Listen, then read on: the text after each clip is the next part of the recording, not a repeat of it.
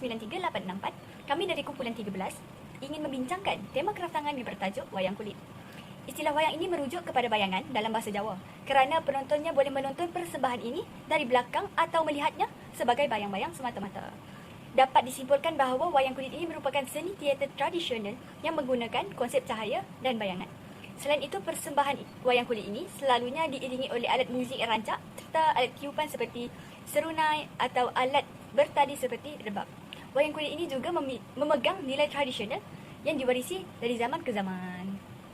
Secara umumnya, di Semenanjung Malaysia terdapat 4 jenis wayang kulit yang berbeza dan setiap satu daripadanya adalah cerminan pengaruh masyarakat dan budaya yang telah memberi impak kepadanya. Antaranya ialah wayang Kelantan, wayang Melayu, wayang Purwo dan wayang Gedek. Tok Dalang.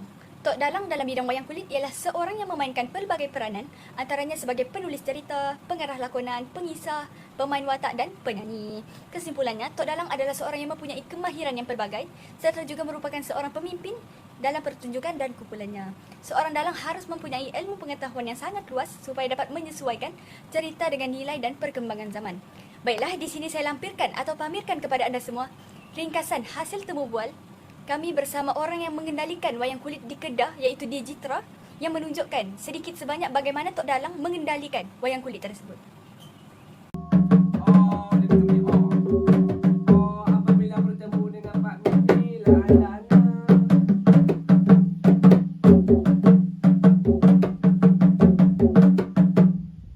kenapa Bapak panggil kami datang ke mari Bapak? Ada utusan apakah Bapak?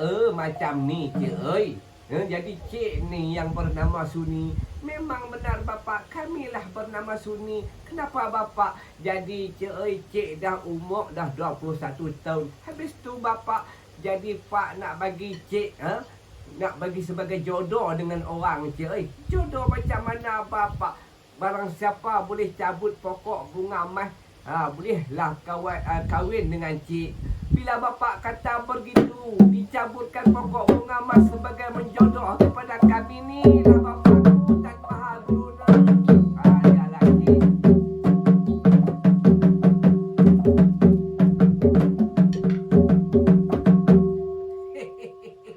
Ni kata Gena, aku kata lagu ni tong oi Gena. Kalau siapa boleh cabut pokok bunga emas, siapa boleh cabut pokok bunga emas, dialah menjadi jodoh kepada adik hang. Kalau saya boleh cabut, kalau hang boleh cabut, hang pun boleh kahwin dengan adik hang. Oh, macam tu kata ya. Tak apa, saya pun nak cabut nak jodoh juga dengan adik. Kita tak ada. Sampai hari ni pula. Oh, katanya cabut pokok bunga emas kata ayah. Kena cabut pokok bunga emas cik oi. Buat apa? Kalau hang boleh cabut, hang pun boleh kahwin dengan adik hang. Oh, kalau saya boleh cabut, saya boleh kahwin dengan adik. Boleh, hang pun boleh kahwin. Kalau gitu saya pun nak cabut. Assalamualaikum warahmatullahi wabarakatuh. Saya Nur Shalin binti Rosli, nombor matrik 291972, akan membentangkan berkenaan sejarah wayang kulit. Wayang kulit merupakan satu seni pertunjukan tradisional Indonesia yang menggunakan boneka kulit yang dipertunjukkan di layar menggunakan cahaya lampu. Pertunjukan wayang kulit ini sebenarnya biasanya dilakukan oleh dalang yang menggerakkan dan menyuarakan karakter patung kulit tersebut sambil menceritakan kisah epik ataupun mitologi. Asal-usul wayang kulit sebenarnya berasal daripada India pada sekitar abad 1 Masihi dan kemudian ia dibawa ke Indonesia oleh pedagang dan bisu Hindu. Sejarah wayang kulit di Indonesia dikatakan kembali pada abad ke-9 hingga ke-10 Masihi di Jawa. Pada masa itu, wayang kulit digunakan dalam upacara keagamaan Hindu. Namun seiring dengan masuknya agama Islam ke negara Indonesia pada abad ke-14, wayang kulit ni mula diadaptasi untuk cerita-cerita Islami dan mitologi Jawa. Secara lazimnya, boleh dikatakan wayang kulit telah bahagi mengikut negeri masing-masing yang ada di Malaysia ni. Wayang kulit Kedah adalah salah satu bentuk seni tradisional di Malaysia yang memiliki akar sejarah yang kaya. Sebagai contoh, kumpulan wayang kulit Seri Asun merupakan salah satu kumpulan wayang kulit tradisional yang masih dikekalkan hingga kini. Kumpulan wayang kulit Seri Asun ini ditubuhkan pada tahun 1966 oleh pengasasnya sendiri, iaitu Encik Muhammad Noor bin Haji Mahmud. Perkataan Asun ini sebenarnya adalah berasal dari sebuah pekan, iaitu Asun yang terletak berdekatan dengan Kampung Kunluang. Dengan kata lain, kumpulan wayang kulit Seri Asun ini juga kadang-kadang ia disebut sebagai gedek. Apakah maksud gedek? Gedek adalah salah satu perkataan yang bermaksud pergerakan patung wayang kulit yang terlompat-lompat atau tergedik-gedik mengikut fahaman bahasa Melayu Kedah apabila ia digerakkan atau dimainkan. Selain itu, perbezaan di antara Wayang kulit Kedik dan wayang kulit di Kelantan adalah berbeza dari segi bahasa yang digunakan, bentuk patung, nama patung dan jalan cerita yang disampaikan. Dari segi bahasa, wayang kulit Kedik ni menggunakan bahasa Melayu Kedah logat Siap. Manakala dari segi bentuk patung wayang kulit Kedik di Kedah pula dimodenkan dan disesuaikan dengan suasana tempat dan masyarakat. Setelah Pak Noh meninggal dunia, tempat beliau telah diambil alih oleh anaknya sendiri iaitu Encik Abdul Majid bin Muhammad Noh atau lebih dikenali sebagai Pak Majid. Assalamualaikum warahmatullahi wabarakatuh. Saya sebagai Tok Nelak juga asal bagi Abad. Nama saya orang panggil Baca lah kan. Nama penuh Mat Esa bin Murad. Sebagai Tok Nelak juga lah.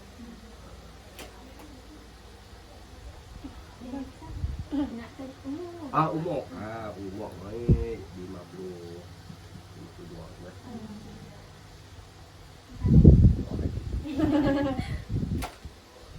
Assalamualaikum warahmatullahi wabarakatuh. Saya nama Okti nama Okti Azhar bin Ruslan. Nama Bahat lah. Umur saya 42. Nak tahu lah, seorang tu 52 kan, seorang lagi 42. Mula main wayang kulit dari umur berapa? Daripada mula-mula yang kulit lah. Macam saya main pada darjah 6 lah. Lama. Lama lah. Daripada darjah 6 tu start main lah. Main kulit. Kalau Abang Ad pula? Saya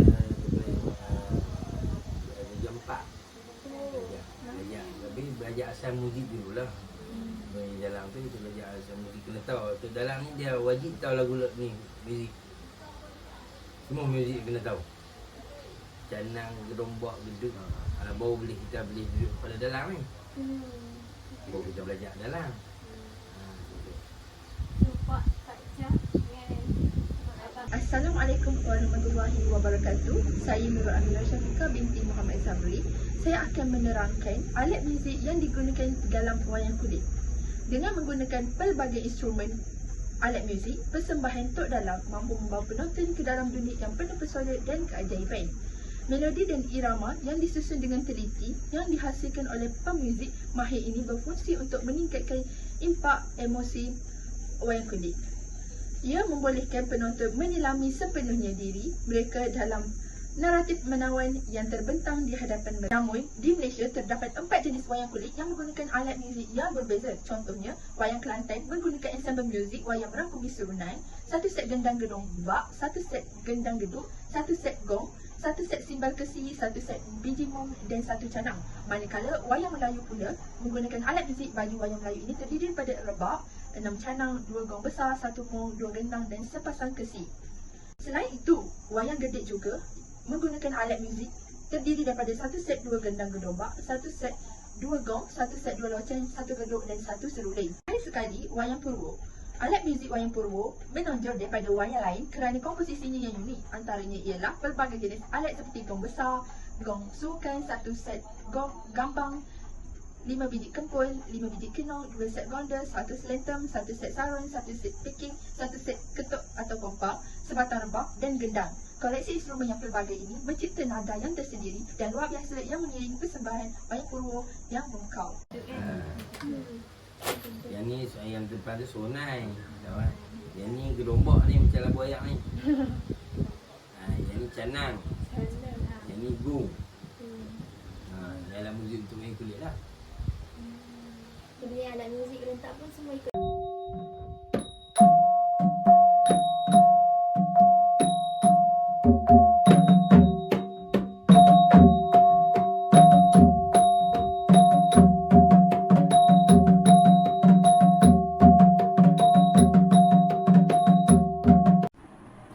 Seterusnya saya Nurwadi Siti Habibie Jamaluddin nombor metrik 294851 akan membentangkan tentang bentuk patung dan watak dalam wayang kulit. Di Semenanjung Malaysia, pelbagai bentuk wayang kulit banyak dipengaruhi oleh Jawa atau Patani di selatan Thailand. Walau bagaimanapun, kerana bentuk-bentuk ini telah berkembang dari semasa ke semasa, ia telah mengalami pengubahsuaian dan penyesuaian berdasarkan keutamaan dan konteks budaya masyarakat setempat. Ini terutamanya kerana wayang kulit bukan sahaja berfungsi sebagai alat ekspresi artistik tetapi juga sebagai alat untuk komunikasi sosial. Dalam erti kata lain, watak wayang kulit dan bentuk ia juga telah berubah mengikut peredaran zaman. Banyak watak-watak yang daripada asalnya masih sama tetapi diubah suai bentuknya agar menepati cita rasa anak-anak muda zaman sekarang. Selain itu, patung wayang kulit dalam budaya Melayu mempamerkan persamaan dengan wayang purba. Jelas dalam artikulasi sendi-sendi patung tersebut. Dalam wayang kulit Melayu, sendi-sendi patung boleh dilentur dan dipanjangkan. Membezakan watak-watak mulia dalam naratif boneka tradisional ini juga mudah kerana patung-patung mereka direka bentuk untuk mempunyai pandangan ke bawah dan perkedaran yang lebih kecil. Sebaliknya, patung-patung watak jahat tidak sopan dan bongkak menampilkan hidung yang menonjol dan pandangan ke atas. Selain itu, penciptaan patung wayang kulit melibatkan proses melukis dan membahat yang teliti yang memerlukan kemahiran yang luar biasa dan kesabaran yang tinggi. Usaha seni ini sangat memerlukan masa yang panjang untuk diselesaikan. Secara umumnya, kita mengetahui bahawa dua negeri di Semenanjung ini mempunyai wayang kulit, iaitu di Kelantan dan di Kedah. Jadi, setiap watak yang dimainkan di Kelantan dan di Kedah itu berlainan. Contohnya, mengikut temu bual kami bersama pengusaha wayang kulit di Kedah ini, terdapat 4 watak utama di wayang kulit Kedah, iaitu dikenali sebagai Etok, Ekeau, Saliman Nunu dan Pito. Keempat-empat watak ini mempunyai suara yang berlainan bagi menarik perhatian semua orang ketika melihat wayang kulit. Namun begitu, terdapat watak-watak lain juga yang dimainkan di dalam wayang kulit Kedah ini. Secara kesimpulan, bentuk dan watak yang direka adalah mengikut asal-usul yang telah tersedia sejak dulu lagi dan setiap patung itu akan memainkan peranan penting bagi menjadikan lagi sesuatu persembahan itu sangat menarik. Semoga wayang kulit ini dapat dikekalkan pada jiwa generasi muda zaman sekarang dan tidak hilang begitu saja. Seterusnya, saya akan paparkan sedikit video tentang watak wayang kulit di Kedah ini. Watak untuk wayang kulit ada 4 kan? Kita ada utama kan? 4 watak. Nak tanya nama watak utama tu? Yang ni nama dia Etok. Lepas tu nak jadi seorang sebagai Tok Dalang. Sebab kita ada perempuan, kita ada seorang ronsor, kita ada budak-budak, kita ada seorang binatang, kita ada seorang pergelaan. Yang tu kita buat 14 orang. Kita jadi dalang. Yang ni soalan lain. Yang ni pun soalan lain pula ni. Dia tak sama. Kalau kita cakap sama jadi tak dapat dia. Yang ni lain pula sama. Dan yang ni lain. Watak yang ni nama Etok ni. Ni Etok. Yang kepala bulat ni namanya Ekeau. Nama dia Ekeau. Dia soalan lain. Ni cakap dulu ni. Apa habat Ekeau? Lain. Ni lain pula. Abang pun selalu masak tu. Dia tak boleh cakap sama. Yang ni Ekeau dan yang ni Etok. Yang ni Saliman dulu. Dia sama. Soalan dia lain juga. Yang ni nama dia Pito. Nama dia Pito. Yang ni Saliman dulu. Dia juga soalan dia. Assalamualaikum warahmatullahi wabarakatuh. Saya Siti Nurhanisa ada binti Isman, nombor metrik 294756. Sekarang saya akan menceritakan tentang cabaran dalam memperkenalkan wayang kulit. Cabaran pertama ialah kekurangan minat dalam kalangan generasi muda terhadap budaya. Minat individu muda yang semakin berkurangan untuk mempelajari budaya ini sebahagian besarnya boleh dikaitkan dengan peluang pendedahan yang terhad.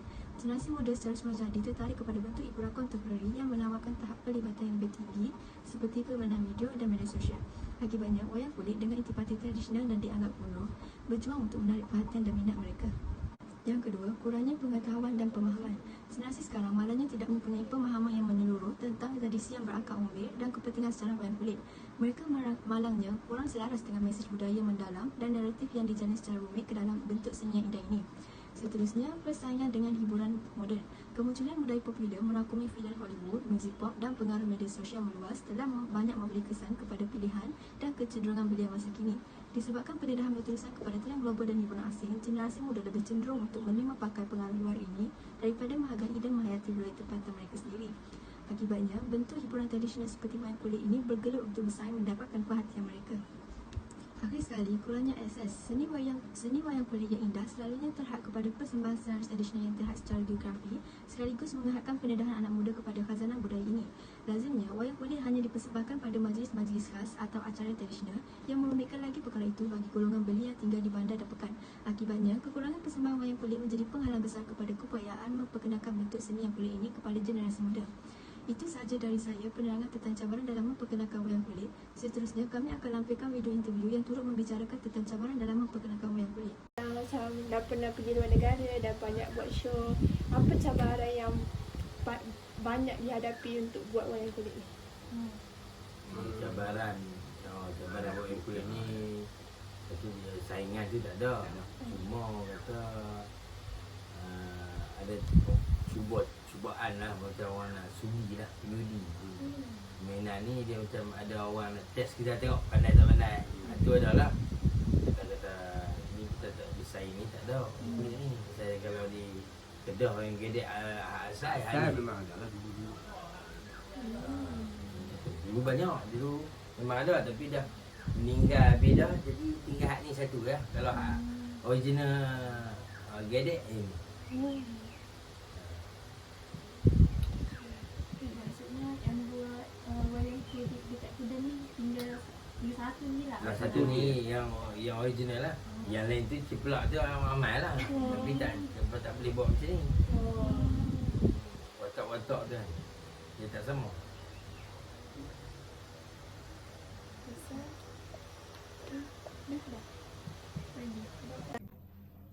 Assalamualaikum warahmatullahi wabarakatuh. Saya Nur Ain binti Sinar, nombor matriks 293509. Baiklah, saya akan menjelaskan tentang kelebihan ataupun manfaat yang boleh kita perolehi daripada wayang kulit. Pertama adalah dalam penyampaian mesej dan teladan yang baik. Ini kerana setiap jenis wayang kulit tu dia mempunyai hikayat yang tersendiri. Jadi dalam hikayat tersebut sudah semestinya mereka menyampaikan mesej yang baik yang mempunyai pengajaran, nilai murni dan juga iktibar yang boleh kita ambil dan aplikasikannya dalam kehidupan kita. Yang kedua adalah menyatukan masyarakat. Sebabnya orang yang mempunyai minat terhadap wayang kulit ni, dorang bolehlah berkongsi minat, pengalaman dan juga pengetahuan mereka tentang wayang kulit ni antara sesama lain. Yang ketiga, dapat memperkenalkan wayang kulit di negara luar. Buktinya wayang kulit ni bukan sahaja mendapat sambutan di negara kita, malah ianya juga mendapat sambutan sehingga ke luar negara, sehingga ke Thailand dan juga ke China. Dan yang terakhir, kelebihan wayang kulit ini adalah dapat meningkatkan kesenian dalam diri masyarakat. Assalamualaikum warahmatullahi wabarakatuh. Nama saya Anis Sofia binti Muhammad Amin, nombor matrik 294843. Saya akan menerangkan tentang bahagian kesimpulan daripada seni wayang kulit ini. Kesimpulannya, wayang kulit ialah bentuk seni yang kompleks dan memerlukan keterampilan khusus dalam perbuatannya dan pertunjukannya. Dengan mempelajari seni wayang kulit, generasi ini dapat menghargai karya seni tradisional dan menghormati upaya yang diperlukan dalam menciptakannya. Tidak dapat dinafikan juga, terdapat pelbagai halangan yang perlu ditempuhi dalam usaha mengekalkan dan menghidupkan semula tradisi wayang kulit. Oleh itu, pentingnya untuk mempromosikan dan melestarikan budaya wayang kulit agar dapat difahami oleh generasi muda serta menjaga warisan budaya yang berharga ini supaya tetap hidup dan kekal relevan di masa depan. Sekian, terima kasih.